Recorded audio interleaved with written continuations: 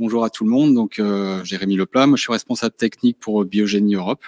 Je vais donc en effet balayer un petit peu le métier de la dépollution, en tout cas lié à la bioremédiation, et commencer par une petite présentation quand même de la société.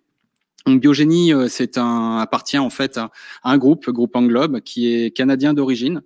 À l'échelle internationale, c'est plus de 2000 employés et qui touche en fait sur différents domaines d'activité, l'ingénierie, tout ce qui va être le compostage de déchets verts, également tout ce qui est géotechnique. Et en France, donc implanté depuis 96 avec une création d'un centre en 1999, il y a deux activités principales, la réhabilitation de sites, donc là, sur quoi je vais principalement parler, les travaux de dépollution à proprement dit, donc sur les sites pollués, et puis des plateformes de traitement qui sont en propre à Biogénie, sur lesquelles on va procéder à des traitements de terres polluées, donc composés pollués par des composés organiques, on verra un petit peu plus dans le détail. Et puis, au travers de ces plateformes, 4 en France à l'heure actuelle, 2 en Île-de-France, une du côté de Lyon et puis une sur Charleville-Mézières. Sur ces plateformes, on a plusieurs types d'activités. On va avoir plusieurs technologies, en tout cas, que l'on va pouvoir utiliser. Donc, le biotraitement, c'est l'objet de mon exposé, donc avec un traitement en fait des terres sous la forme d'une biopile. Alors la biopile, on va pas parler là d'électricité, on va bien parler de terres mis en pile, donc en pile de sol, au sein desquelles, on va donner les meilleures conditions pour que les bactéries puissent dégrader les composés organiques. Alors les composés organiques qu'on va rencontrer dans les travaux de dépollution seront principalement les hydrocarbures totaux, les hydrocarbures aromatiques polycycliques. Et puis, voilà, l'idée, c'est que ça va être des composés qui sont vraiment utilisés principalement dans l'ensemble des activités pétrolières, industrielles, chimiques que l'on a pu rencontrer sur les activités en France, par exemple. Autre technologie qu'on va utiliser, le traitement physique ou physico-chimique. Là, on va jouer plutôt sur le volet ségrégation des matériaux, essayer de réduire les fractions, de pouvoir comme ça séparer des différentes fractions et même de revaloriser du coup des matériaux qui vont être des cailloux, qui vont être des agrégats, du sable par exemple, et traiter en fait de façon vraiment finalisée sur les bouts uniquement. Et enfin, un traitement thermique. Alors là, traitement thermique va permettre d'aller chercher des composés dans des concentrations beaucoup plus élevées.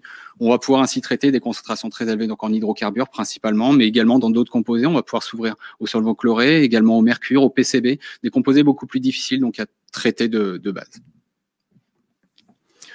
Je vais revenir sur la biopile. Donc, le principe de la biopile, c'est d'assurer une biodégradation par voie aérobie. Donc, le traitement, qu'est-ce que c'est? Le traitement par voie biologique consiste en l'élimination, l'atténuation et la transformation de ces substances polluantes par des micro-organismes. En tant que micro-organismes, ce sera les bactéries principalement, présentes naturellement dans le sol, ou des champignons, par exemple. Ces micro-organismes, ils vont agir par métabolisme, ils vont digérer les polluants en les convertissant dans des sous-produits, alors qui seront inoffensifs pour l'environnement et la santé humaine, donc on n'aura pas de sous-produits polluants, en tout cas avec une finalisation, par exemple pour les hydrocarbures, qui pourront arriver jusqu'à du CO2 et de l'eau, tout simplement. L'idée, ça va être donc d'assurer une réduction des risques par un procédé naturel, par voie biologique. L'avantage, c'est qu'on aura vraiment possibilité derrière de pouvoir revaloriser ces matériaux, voire même de pouvoir les réamender et d'en faire une terre végétale, par exemple, en les réensemencement, tout particulièrement avec du compost, par exemple, et donc de pouvoir vraiment valoriser complètement ces matériaux. Comment fonctionne une biopile? Donc, par voie aérobie. Donc, on va prendre ces terres, on va les implanter sur une surface étanche, éviter comme ça qu'on puisse avoir une contamination sous-jacente. Donc ça, je parle pour nos plateformes comme on peut le faire exactement sur les chantiers. C'est exactement la même chose. Donc on va les mettre en pile, on va les couvrir pour éviter d'avoir trop d'humidité, puis on va activer l'environnement dans lequel elles vont pouvoir évoluer. Donc l'utilisation de ces bactéries endogènes principalement, on va leur faire une biostimulation, c'est-à-dire on va leur permettre d'avoir une bonne condition de température, d'humidité, d'avoir des sols déstructurés pour permettre une ventilation suffisante et leur apporter l'oxygène pour qu'elles puissent assurer leur dégradation. On peut aussi assurer une bio-augmentation. Dans ce cas, on va faire une culture de bactéries, soit ces bactéries endogènes qu'on va préparer et ensuite réensemencer, ou alors en faisant appel par exemple à la microbiologie, à la biologie moléculaire, d'aller chercher des gènes spécifiques au sein de bactéries spécifiques pour pouvoir traiter des composés plus particuliers. Et dans ce cas, on pourra faire appel par exemple à des bactéries exogènes. Donc, comme je l'ai dit tout à l'heure, on est vraiment adapté sur des composés type principalement pétroliers, les composés organiques, les hydrocarbures totaux, HCT, les hydrocarbures aromatiques polycycliques ou les BTEX, donc qui sont présents principalement dans les essences notamment, etc. Pardon. Également, Donc je parlais, alors juste pour finaliser, c'est ce que je présente ici, donc sur la partie biopile, comme la partie biodégradation anaérobie que je vais pouvoir présenter, on peut le faire donc en sur-site, en pile directement, on peut le faire également en in situ. On aura d'autres termes, mais voilà, je vais rester concentré sur ces technologies directement. Donc traitement anaérobie, l'idée là, c'est qu'on va pas jouer avec les mêmes bactéries, on va au contraire là travailler avec des bactéries qui fonctionnent en anaérobie, donc on va venir consommer l'ensemble de l'oxygène présent dans le sol, donc plutôt dans les milieux en zone saturée en eau, de façon à ce que ces bactéries spécifiques puissent assurer une bioréduction des composés polluants. Alors, je vous ai mis quelques formules, ça fait un peu peur, mais en gros, l'idée, c'est de vous parler d'une déchloration progressive qui s'active notamment pour les solvants chlorés. Les solvants chlorés, donc le tétrachloroéthylène, trichloroéthylène, qui ont été massivement utilisés dans toutes les activités de nettoyage à sec, de différentes autres activités comme peinture, etc., de dégraissage, peuvent se traiter directement in situ, soit par déchloration avec des bactéries directement. Après, on utilisera d'autres technologies beaucoup plus agressives, comme l'oxydation chimique, la réduction chimique, par exemple. Là, je vais me concentrer sur cette partie-là. Autre technologie de traitement biologique, on a également la phytoremédiation. On va faire appel en fait aux biotechnologies au sens large. Donc la phytoremédiation va agir par différents procédés. La bioaccumulation, donc par le système racinaire par exemple, ou directement dans la plante elle-même, par dégradation ou fixation, stabilisation. Cette technologie est utilisée peu encore, c'est encore un domaine qui est en progression, mais qui est principalement utilisé par exemple pour tous les sites friches industrielles comme les anciens sites miniers, les sites dégradés. C'est exactement ce qui est réalisé, par exemple, au Canada. Vous avez une photo en bas à droite d'un site d'une ancienne mine d'amiante sur lequel Englobe est en train de remodeler le paysage, de remettre en place des matériaux, d'ailleurs des terres qui ont été traitées biologiquement, sur lesquelles on a ajouté du compost, on revégétalise et on permet comme ça leur développement de différentes plantes qui vont permettre du fait d'éviter tous les envols de poussière, une érosion et donc un envoi, par exemple, dans l'atmosphère de métaux lourds qui pourraient être présents. Alors ici, c'était l'amiante, mais voilà. Quels sont les risques associés à ces différents travaux de dépollution? En fait, on va s'apercevoir que les risques, on est vraiment sur des chantiers, ou qu'on soit sur nos plateformes ou qu'on soit directement sur le chantier de dépollution. Donc les risques principaux, ça va être un contact vis-à-vis des polluants, donc le risque chimique, et un contact biologique. On verra qu'il va être relativement finalement limité. Le contact avec les polluants, ça va être relativement large parce qu'on va rencontrer en termes de polluants tout type de polluants qui ont pu être créés dans l'industrie chimique, pétrolière, pharmaceutique également. Et donc ces composés, il va falloir clairement connaître ces différents composés avant de pouvoir intervenir sur le site. C'est là d'où l'intérêt des études historiques préalables, des différents diagnostics et investigations qui auront pu être faites avant notre intervention. En termes de présence, on peut également trouver des bactéries pathogènes, mais c'est relativement rare. On va avoir affaire à ces problématiques quand on aura par exemple un étang avec de l'eau croupie, etc. Mais globalement, sur nos interventions, on n'a pas ces problématiques. Sur nos centres de traitement, par exemple, on s'affranchit de ce risque en demandant, dans le cadre de terres un petit peu douteuses ou boues qui auraient pu contenir, par exemple, une boue de station d'épuration, on va les refuser dans le sens où on demandera des analyses préalables sur ces différentes bactéries pour éviter d'avoir à les gérer. Parce qu'on aura un risque direct pour notre personnel sur le site. Autre risque, je parlais des risques biologiques, on va avoir donc la présence de nuisibles également. On va avoir pourquoi cette présence de nuisibles, alors déjà sur les sites industriels, mais également quand on se trouve sur nos plateformes, on utilise beaucoup d'adjuvants comme par exemple de la poussière de céréales, des composts, etc., sur lesquels certains nuisibles sont assez friands. Et donc comme les rats par exemple, on va trouver aussi des problématiques avec les insectes. Donc, les tiques par exemple, mais également, je l'ai pas indiqué, mais c'est vrai que sur les plantes, parce que quand on se retrouve sur des friches industrielles, on peut se retrouver avec des plantes qui peuvent être urticantes notamment, etc. Et des objets étrangers, donc là c'est directement au contact d'une friche industrielle, on va voir des pièces métalliques rouillées, etc. avec les risques biologiques associés. Quels sont les autres risques? Comme je vous l'ai dit, c'est principalement les risques de chantier. Donc au sein de nous, de notre document unique, on a procédé à des évaluations des risques. Ces évaluations des risques importantes sont à faire sur nos plateformes de manière récurrente, mais également à chaque chantier. Et sur chaque chantier, on va reprocéder à cette évaluation, savoir quels composés on a, dans quelles conditions on va intervenir, où on intervient, etc. Donc, ces risques liés aux émissions, par exemple, les produits, déchets, etc., la charge physique, évidemment, toutes les manutentions qu'on va pouvoir opérer sur les chantiers. Concernant les produits utilisés, donc on amène aussi, nous, nos produits. Donc, on va amener des produits pour pouvoir développer les bactéries au sein des sols, donc par exemple de l'ammonitrate, dans les sols. Donc, on va avoir des risques associés également à cette manipulation. Néanmoins, comme je l'ai dit, tout ce qui est problème biologique, les bactéries seront endogènes et non pathogènes. Donc, on aura peu de problèmes, y compris même en apport de bactéries exogènes. Dans le cadre de traitement des eaux, on peut aussi avoir à faire appel pour ajouter cet oxygène directement dans les eaux souterraines à des produits type oxydants qui vont venir libérer l'oxygène dans l'eau. Et là, dans ce cas, on fera appel par exemple à du peroxyde d'hydrogène. Et donc, ces produits peuvent être clairement dangereux au sens de l'utilisation. Comment on va faire pour prévenir les risques? Donc, comme je vous l'ai dit, on va faire cette évaluation des risques. On va faire appel des partenaires. Donc, les partenaires, on a la CMS, la médecine du travail qui nous aide sur le suivi médical, sur la protection également qu'on va pouvoir appliquer sur tel ou tel composé spécifique, l'INRS évidemment aussi, dans le cadre des fiches d'exposition et également lors de campagnes de mesure. On a fait par exemple des campagnes de prélèvement atmosphérique sur nos plateformes. Et enfin, l'UPDS, donc l'Union des professionnels de la dépollution des sols, qui organise des groupes de travail, de retour de bonnes pratiques du métier sur les produits qui peuvent être utilisés par exemple. Les moyens de protection sur chantier. Alors, je ne vais pas rentrer dans le détail, je pense que Sébastien préalablement a fait déjà un bon détail, mais globalement, on va avoir les EPC principalement, donc les équipements de protection collective. Donc, on va assurer donc un barriérage pour empêcher d'accéder, mais on va pouvoir avoir des protections plus complètes, comme les tentes, par exemple, sur lesquelles on va confiner la contamination atmosphérique directement dans les zones. Ensuite, on va s'équiper, évidemment, avec des combinaisons adaptées, donc jusqu'à des protections complètes aux risques chimiques.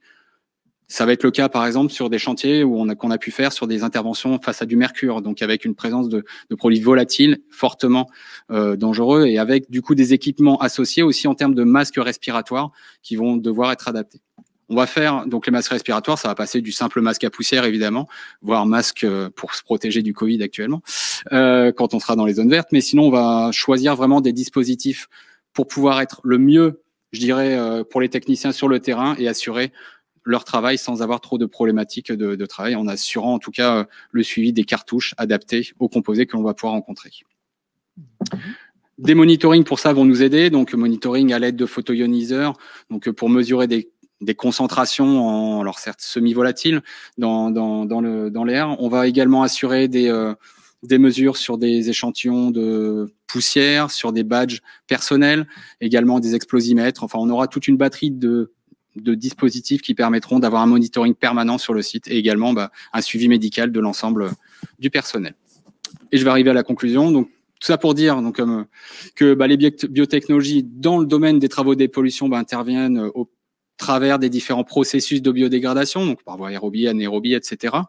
On va les rencontrer donc principalement dans l'activité et non pas dans, je dirais, l'environnement qui est autour de ces travaux. Les risques associés, donc c'est principalement finalement une contact vis-à-vis des polluants, donc avec des risques de cancérigènes, mutagènes, etc.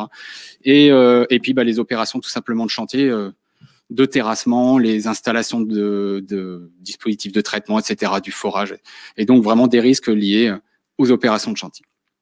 Et donc l'important vraiment, je le rappelle, c'est pour chaque chantier, c'est ce qui a réalisé, c'est toujours de refaire une étude, une évaluation des risques adaptée pour vraiment trouver les bons équipements et connaître le plus possible finalement l'historique du site et savoir quand on intervient quel composé on va être confronté lors de notre intervention. Voilà. Merci Jérémy Leplat. C'est complet, c'est passionnant, c'est précis. Moi je trouve ça impressionnant. C'est un vrai défi de vous trouver encore des questions.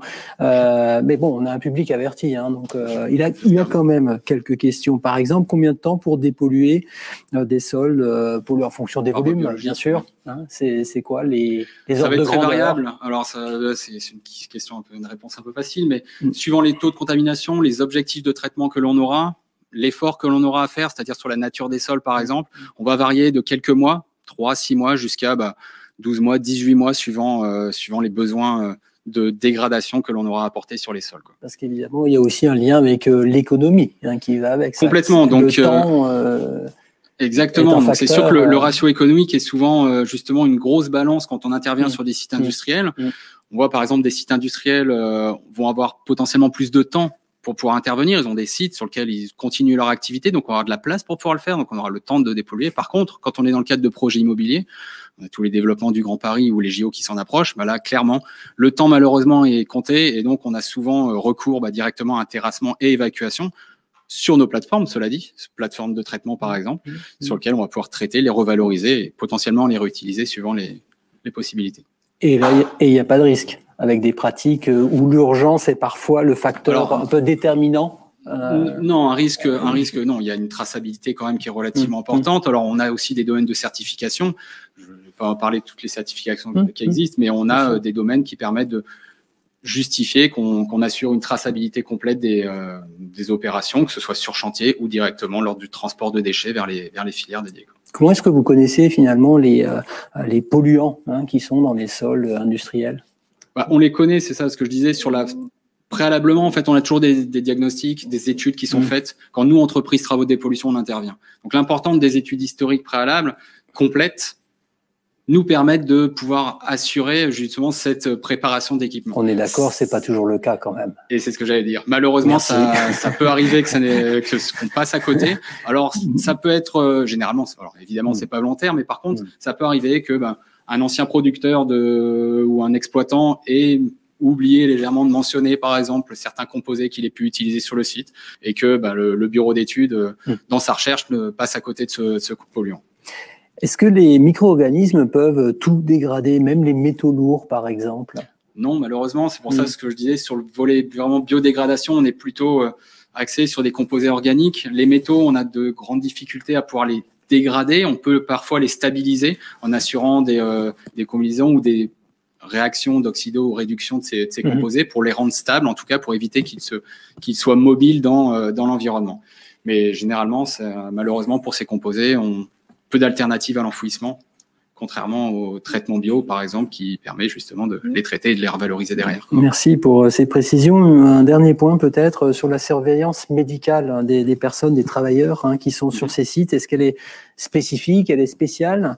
Est-ce que ça se gère en fonction des sites ou dites-nous un peu. Oui, parfaitement. Donc, il y a un suivi médical qui est assuré annuellement avec prise de sang, etc. de notre personnel. Mais quand on va intervenir sur des chantiers spécifiques, vraiment avec des composés comme, je parlais du mercure tout à l'heure. Là, clairement, on va avoir une sensibilisation particulière et donc on va faire des analyses, des suivis sanguins préalables. À l'exposition, on va également avoir un suivi particulier sur l'environnement direct avec des mesures quotidiennes, voire en permanence sur le site et les alentours, de façon à protéger notre personnel et également les usagers tout simplement qui peuvent se trouver à proximité du chantier. Monsieur Leplat, vous êtes un garçon très généreux, vous donnez toutes vos coordonnées, même le 06, on peut vous appeler pour poser toutes les questions que je n'ai pas eu la capacité de vous poser aujourd'hui. Vraiment merci, c'était juste parfait. Merci infiniment de votre passage dans cette journée technique consacrée aux biotechnologies. Merci beaucoup. Merci à vous.